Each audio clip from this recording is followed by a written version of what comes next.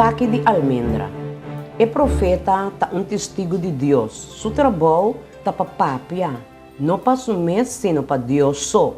Jeremias não estava a chamar para buscar solução para o problema de nação ou para virar uma personalidade grande ou um líder carismático que o povo lo sigue. Jeremias estava em uma missão particular para transmitir a palavra de Deus na o povo e na líder.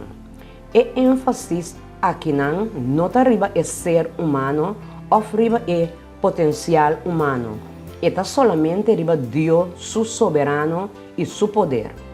O profeta Mester dirige a gente na Deus, de quem só tem solução para tornar um problema. Claro, para nós hoje, coisa não está diferente. Over de Kiko e primeira visão de Jeremias estava também. Lesa Jeremias 1, 19.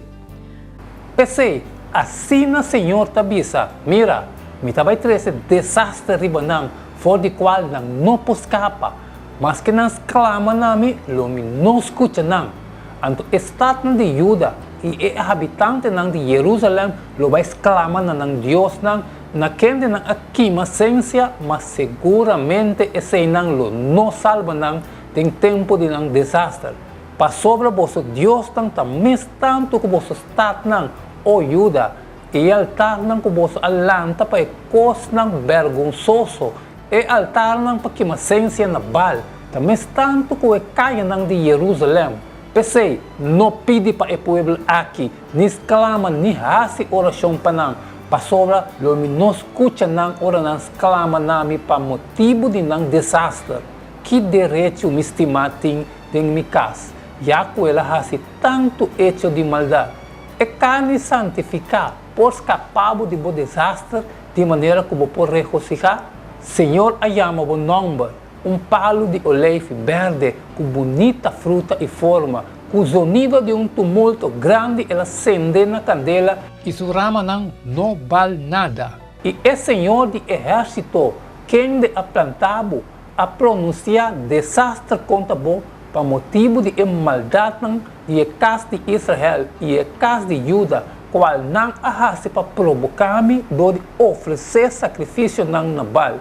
Ademais, Senhor, a poner-me na altura e me sa esse, anto a mostrar-me não hecho não, mas me estava da maneira lanche manso que estava riba para mata e me não estava sa quando atraha complot contra mim, visando lá nos destruir o palo junto com sua fruta e lá nos corte que está fora da terra de Bibunang, para seu nome não guardo recordar mais.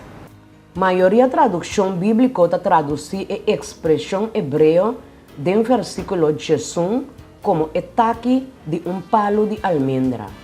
A tradução aqui, sin embargo, está falta e julgamento hebreu com a palavra aqui não.